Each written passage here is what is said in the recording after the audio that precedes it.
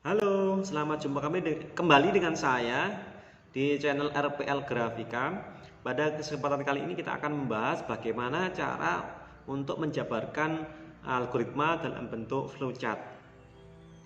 Oke, pengertiannya, jadi bagaimana cara untuk menulis algoritma dalam bentuk instruksi menggunakan simbol-simbol diagram alir atau biasanya kita sebut dengan flowchart. Oke, simbol-simbol yang kita gunakan adalah yang pertama ada yang kita sebut dengan terminator. Oke, terminator itu bentuknya adalah oval atau lonjong seperti ini. Ya, fungsinya adalah untuk permulaan atau akhir dari sebuah algoritma atau program. Jadi simbolnya seperti oval. Kemudian yang kedua adalah garis alir atau flow line. Fungsinya adalah untuk menjabarkan aliran dari flowchart kita. Kemudian yang ketiga adalah preparation. Preparation di sini adalah pemberian harga awal atau nantinya variabel. Kita bahas variabel lagi ya, padahal variabel sendiri belum kita bahas, nanti mungkin kita akan bahas variabel.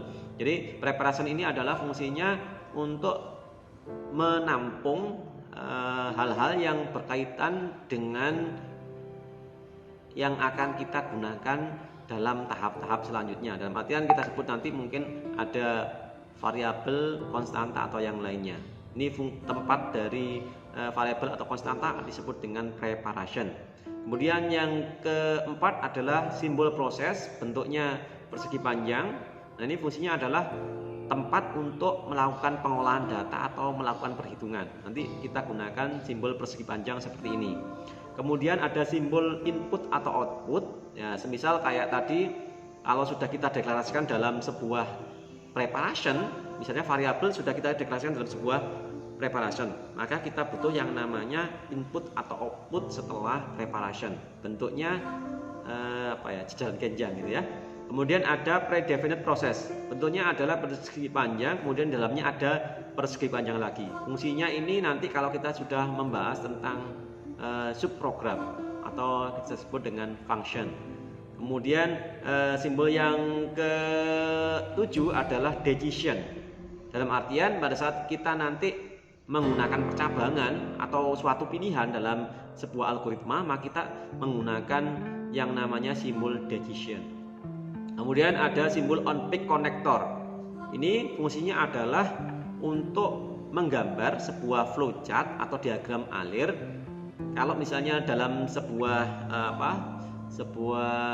gambar, satu lembar gambar gitu ya, flowchart, kemudian ternyata algoritmanya tidak cukup dalam gambar tersebut, maka kita bisa menghubungkannya dengan menggunakan on-peak connector, asalkan gambar kita atau flowchart kita berada dalam satu lembar gambar ya, seperti itu. Tetapi kita bisa menggunakan simbol off-peak connector, yang mana simbol tersebut digunakan untuk menyambungkan gambar atau flowchart kita di lembar yang berbeda. Kalau on-peak connector digunakan untuk menyambung flowchart dalam lembar yang sama, kemudian kalau off-peak connector digunakan untuk menghubungkan suatu gambar flowchart kita di dalam lembar yang berbeda. Nah, itu yang disebut dengan off-peak connector. Oke, untuk lebih menjelaskannya, misalnya di sini kita membuat sebuah flowchart yang berkaitan bagaimana cara untuk menghitung persegi panjang. Oke, simbol yang pertama seperti yang sudah kita bahas tadi, bahwa simbol yang pertama harus ada simbol mulai. Oke, di dalamnya kita gunakan kata-kata mulai seperti yang pada saat kita mendeskripsikannya dalam bentuk bahasa sehari-hari yang kita pelajari dalam video yang kemarin. Oke, itu kata mulai. Kemudian simbol yang kedua adalah simbol preparation. Fungsinya adalah untuk menampung variabel atau konstanta atau yang lainnya di sini. Jadi kata-kata yang lain di bawah setelah preparation itu kita tampung di dalamnya preparation. Jadi misalnya ada panjang, lebar, luas. Nah, ini kan variabel. Kita sebut variabel nantinya. Nah, variabel tersebut kita tuliskan di dalam preparation. Ya. bentuknya seperti ini. Kemudian ini simbol apa? Ya, ini adalah simbol input. Jadi yang atas ini adalah simbol input. Kita tulis kata-kata baca, nilai, panjang, dan lebar, gitu ya. Kemudian ada simbol berikutnya yaitu simbol proses. Hitung, kemudian luas sama dengan panjang kali lebar. Kita gunakan simbol proses karena di sini fungsinya adalah simbol untuk menjabarkan suatu proses yang dilakukan oleh komputer. Oke, saya ulangi bahwa algoritma itu penjabaran suatu masalah yang nantinya dijabarkan dalam bentuk program komputer. Jadi kalau ada masalah ternyata tidak kita gunakan program komputer untuk menyelesaikannya, maka bukan disebut sebagai algoritma. Kemudian simbol yang terakhir adalah simbol output. Simbolnya sama dengan input baca nilai, tapi di sini ada kata-kata tulis nilai. Jadi hasil dari perhitungan yang ada di atas ini kita tulis dalam bentuk gambar output, kemudian kita tuliskan kata tulis nilai luas. Jadi hasil dari proses itu kita tulis di dalam output. Kemudian kita tuliskan simbol selesai. Oke, tapi jangan lupa di sini kita masing-masing simbol flowchart di sini harus dihubungkan dengan menggunakan flow line atau garis alir.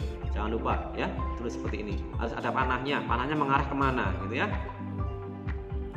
Oke, sampai di sini ada yang ditanyakan? Tidak ya? Harapan saya jelas bagaimana sih cara untuk mendeskripsikan algoritma dalam bentuk flowchart seperti yang ada dalam